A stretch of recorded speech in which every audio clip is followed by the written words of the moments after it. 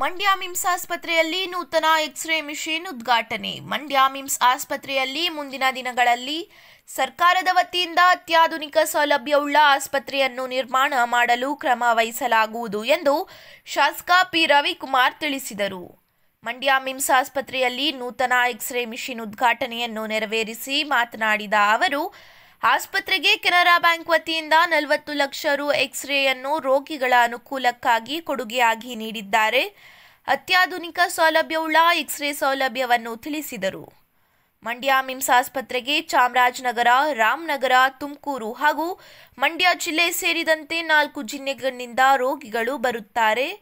ಪ್ರತಿದಿನ 2000ಕ್ಕೂ ಹೆಚ್ಚು ಹೊರ ರೋಗಿಗಳು ಮಂಡ್ಯ ಆಸ್ಪತ್ರೆಯಲ್ಲಿ ಚಿಕಿತ್ಸೆ ಪಡೆಯುತ್ತಿದ್ದು, ಸರ್ಕಾರದ ವತಿಯಿಂದ ಸುಸಜ್ಜಿತವಾದ ಆಸ್ಪತ್ರೆ ನಿರ್ಮಾಣ ಮಾಡಲು ಡಿಎಚ್ಒ ಕಚೇರಿಯನ್ನು ಸ್ಥಳಾಂತರ ಮಾಡಿ ನಿರ್ಮಾಣ ಮಾಡಲು ಮುಂದಾಗುವುದು ಎಂದು ಹೇಳಿದರು.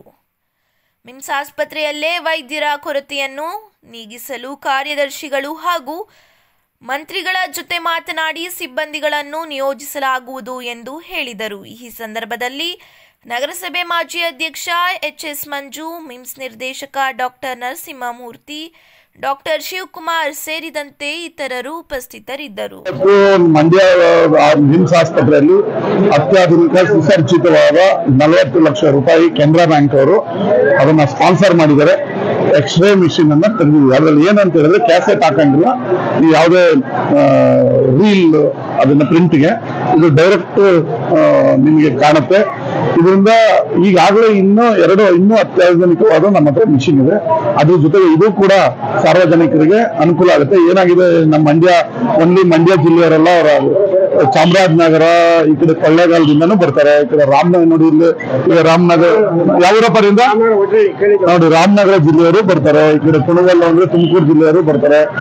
ಇದು ನಮ್ದು ಒಂಥರ ಸೆಂಟರ್ ಇದಾಗಿರೋದ್ರಿಂದ 4 ಜಿಲ್ಲೆಯವರು ಬರೋದ್ರಿಂದ ಒತ್ತಡ ಜಾಸ್ತಿ. ಈಗ ನೋಡಿದ್ರೆ ಒಂದು ದಿನಕ್ಕೆ ಔಟ್ ಪೇಷಂಟ್ 2000-3000 ಜನ ಇದ್ದಾರೆ. ಆದ್ರಿಂದ ಸರ್ಕಾರ ಎಲ್ಲಾ ರೀತಿಯ ಇನ್ನೂ ಅತ್ಯಾಧುನಿಕವಾದ ಆಸ್ಪತ್ರೆ ಮಾಡಬೇಕು ಅಂತ ಹೇಳಿ ಅತ್ಯಾಧುನಿಕ ಸೌಲಭ್ಯಗಳನ್ನ ಒದಗಿಸೋಕೆ ಕ್ರಮ ಕೈಗೊಳ್ಳುತ್ತೆ. ಯಾವ ತರ ಕ್ರಮ ಈಗ ನಮ್ಗೆ ಜಾಗ ಕೊರತೆ ಇದೆ. ಹಿಂದೆ ಅವರು ಸುಪ್ರೀಂ ಕೋರ್ಟ್ ಹೋಗಿದ್ದಾರೆ, ತಮಿಳ್ ಕಾಲೋನಿ. ಅವ್ರದ್ದು ಜಾಗ ಸಿಕ್ಕಿದ್ರೆ ಅವ್ರಿಗೆ ಆಲ್ರೆಡಿ 550 ಮನೆ ಕಟ್ಟಿಕೊಂಡಿದ್ವಿ. ಆ ಜಾಗ ಸಿಕ್ಕಿದ್ರೆ ಒಂದು 40 ಕೋಟಿ ರೂಪಾಯಿಯಲ್ಲಿ ಇನ್ನಷ್ಟು ಸುಸಜ್ಜಿತವಾದ ಟ್ರಾಮ್ ಸೆಂಟರ್, ಹೃದಯ ಚಿಕಿತ್ಸೆಗೆ ಅದೊಂದು ಸೆಂಟರ್ನ ಮಾಡಬೇಕು ಅಂತ ಇದ್ವಿ. ಈಗ DHO ಆಫೀಸನ್ನ ಬೇರೆ ಕಡೆಗೆ ಸ್ಥಳಾಂತರ ಮಾಡಿ ಅದು ಎಷ್ಟು ಎಕರೆ ಇದೆ ಅಂತ ಇದು ಮಾಡಿ ಅಂಡರ್ ಗ್ರೌಂಡ್ ಹಾಕಿ ಆ ಕಡೆ ಹೈವೇನ ದಾಟೋ ತರ ಮಾಡಿ ಅಲ್ಲಿ ಆಸ್ಪತ್ರೆಯನ್ನ ಇನ್ನ ಎಕ್ಸ್ಟೆನ್ಷನ್ ಏನ್ ಮಾಡಬೇಕು ಅದನ್ನು ಚರ್ಚೆ ಮಾಡ್ತಾ ಇದೀವಿ ಸರ್ಕಾರದ ನಂತರದಲ್ಲಿ. ಶೀಘ್ರದಲ್ಲಿ ಒಂದು ನಿರ್ಧಾರಕ್ಕೆ ಬಂದು ಆಸ್ಪತ್ರೆನ ಅತ್ಯಾಧುನಿಕವಾಗಿ ನಾವು ಇಂಪ್ರೂವ್ ಮಾಡ್ತೀವಿ. ಸರ್, ಒಂದಷ್ಟು ವೈದ್ಯರ ಕೊರತೆ ಕೂಡ ಇದೆ ಅಂತ ಹೇಳಿ ಅವರು ಈಗ ನನಗೆ ನಮ್ಮ ಡೀನ್ ಅವರು ಹೇಳಿದ್ದಾರೆ. ಅವ್ರಿಗೆ ನಾನು ವಿಧಾನಸೌಧಕ್ಕೆ ಕರೆದಿದ್ದೀನಿ. ಅವರು ನಾವಿಬ್ರು ಹೋಗಿ ಮಂತ್ರಿಗಳ ಹತ್ರ ಮತ್ತೆ ಪ್ರಿನ್ಸಿಪಾಲ್ ಸೆಕ್ರೆಟರಿ ಹತ್ರ ಮಾತಾಡಿ ಅತಿ ಶೀಘ್ರದಲ್ಲೇ ಒಂದಷ್ಟು ಸಿಬ್ಬಂದಿಯನ್ನ ನಿಯೋಜಿಸೋದಕ್ಕೆ ಕ್ರಮ ಕೈಗೊಳ್ತೀವಿ. ಸೀನಿಯರ್ ಡಾಕ್ಟರ್ಗಳು ಜೂನಿಯರ್ ಡಾಕ್ಟರ್ ಬಿಟ್ಬಿಟ್ಟು ಹೋಗ್ಬಿಡ್ತಾರೆ. ಸೀನಿಯರ್ ಡಾಕ್ಟರ್ ಯಾರ ಕೈಗೂ ಸಿಗ್ತಾ ಇಲ್ಲ ಅಂತ ನೋಡ್ರಿ, ಅದೆಲ್ಲ ಇಡೀ ದೇಶದಲ್ಲೇ ಆತರ ಇದೆ. ಆತರ ಏನಿಲ್ಲ.